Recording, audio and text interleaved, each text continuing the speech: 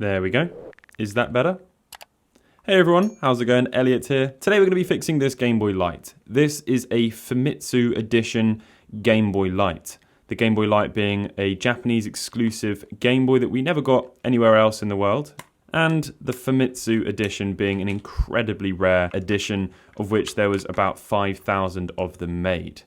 This one has a burnt screen, but it does actually work, as you can see there, and the backlight works as well. And the backlight is obviously the thing that makes this really cool, because Game Boys didn't have a backlight until the AGS 101 Game Boy Advance SP, which was in the early 2000s.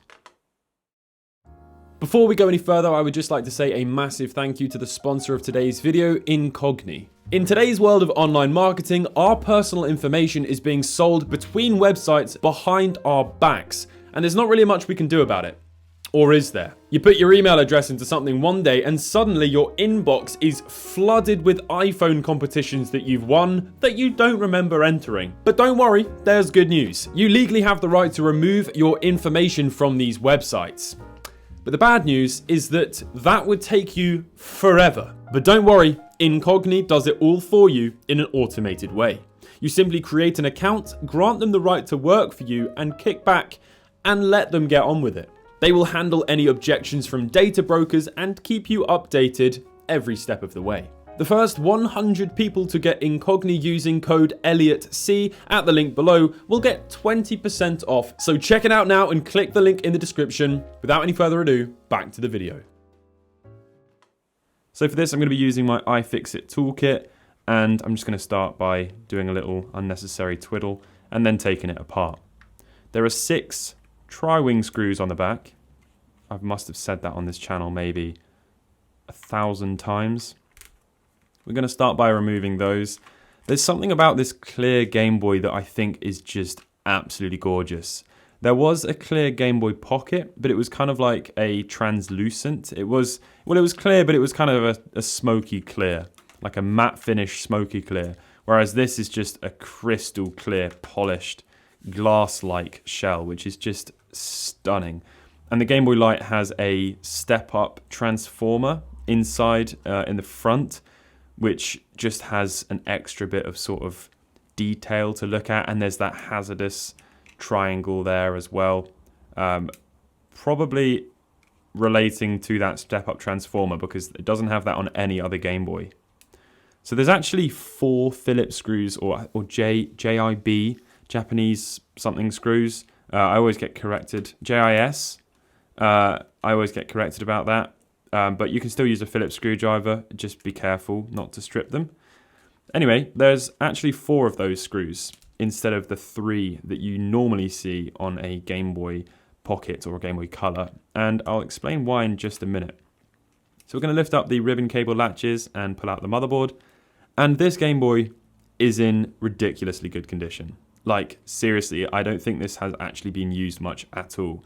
One of the telltale signs is the matte finish on those black circles there, which are the conductive side of the rubber membrane that is going to make that button register when it presses down onto the metal contacts of the motherboard. But yeah, it's in exceptionally good condition, although we will give these buttons a little clean because they do let dust and dirt through. And so just chucking them in some soapy water and giving them a scrub with Manan's toothbrush, that'll help it. So there's that backlight. Now the reason why there's 4 screws is to help make the contact of that backlight onto the motherboard using that very small little rectangular piece of rubber there that you can see on the right hand side just above the palm of my hand, kind of in the center.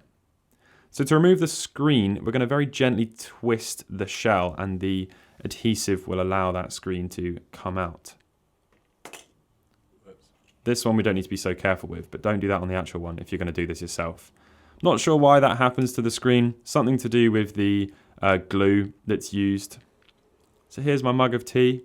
Let's go ahead and chuck all those buttons in and give it a good old taste. Now the donor is going to be this, an absolutely pristine condition Game Boy Light in gold. Now just remember folks, there is a better Game Boy to be repaired here, although I am sad that I am doing this, but it is for a bigger cause.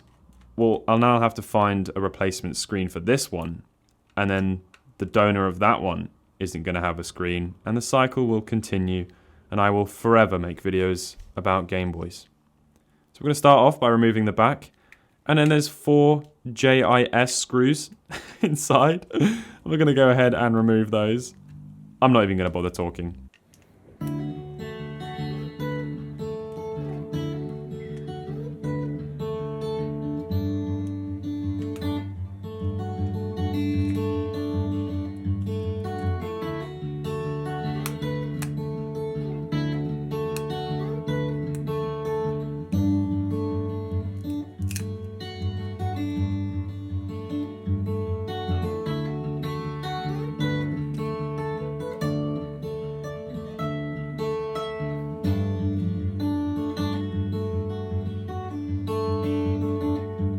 Right, let's stop that now. Let's put the screen inside. Yeah, look at that. Absolutely beautiful. That white screen lens there is just stunning.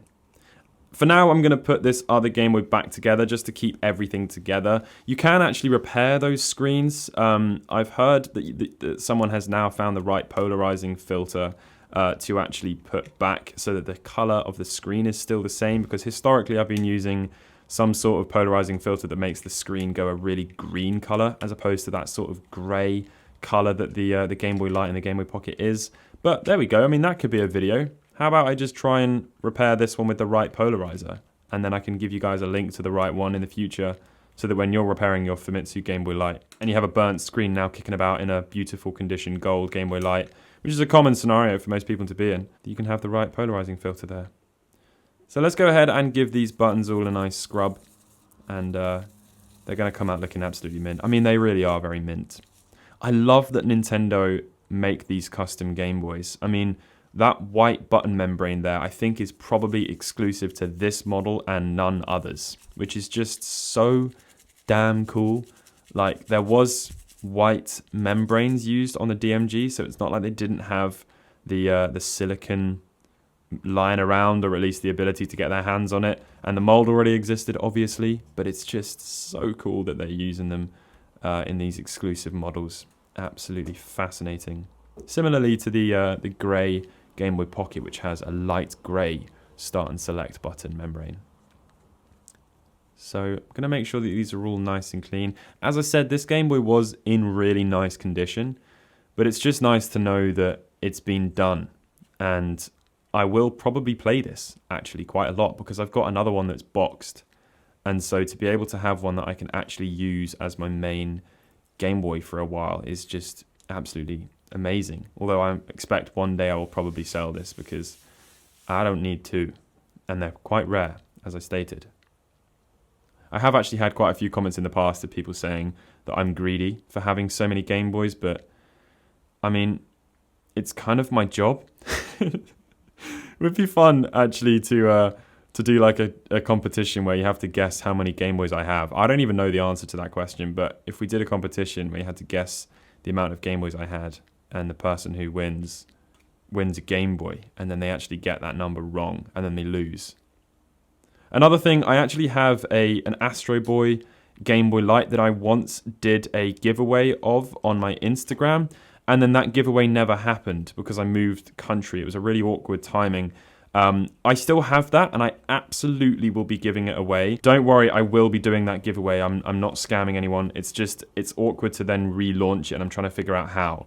But if you don't follow me on Instagram, you definitely should, because I've given away quite a lot of stuff on there in the past. So you should get on that Instagram and like some of my more recent photos, because they're not doing very well at the moment because I don't push Instagram.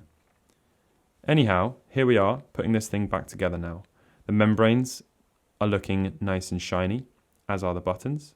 Make sure you drop it in with the little notch there lined up properly. And then the A and B buttons can only go in one way, because in this model, it actually has the B and A sort of engraved into the button, which is not featured in the Game Boy Pocket. So I think maybe these use the same molds as the Game Boy Color, which at the time as the Game Boy Light being released, the Game Boy Color hadn't been released yet and was 2 or 3 months away from being released. So this actually came first, which is why it didn't do very well, because who cared about a backlight when you could play Game Boy in colour? Except still with a dim screen that you couldn't see properly. But it's a shame, because the electroluminescent backlight panel of this Game Boy is just stunning. 1997, you can see there. That was the year that my brother was born. So now we can go ahead and put those tri-wing screws back into the back of the shell.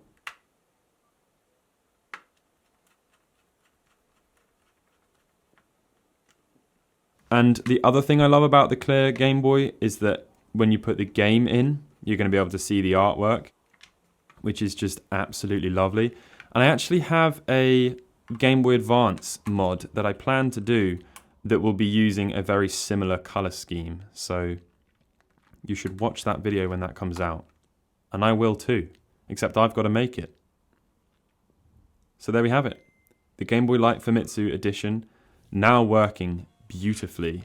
And now we can watch some of my exceptional Tetris gameplay skills. Truth is, I actually just like making these easy games harder for myself. That's the reality of it there, obviously. I mean, look how good I am. That move, wow.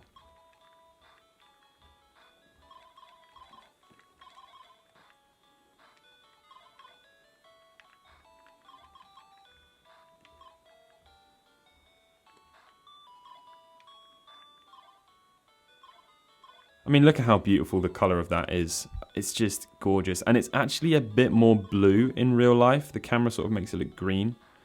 But there we have it. Absolutely gorgeous. I hope you've enjoyed this little video. I never really know what to say when I do these voiceovers, but a lot of you are actually really enjoying the sort of chill, laid-back voiceovers. So if you do, subscribe, stick around, stay tuned for the next one, and we'll fix up this Game Boy Light soon. Bye.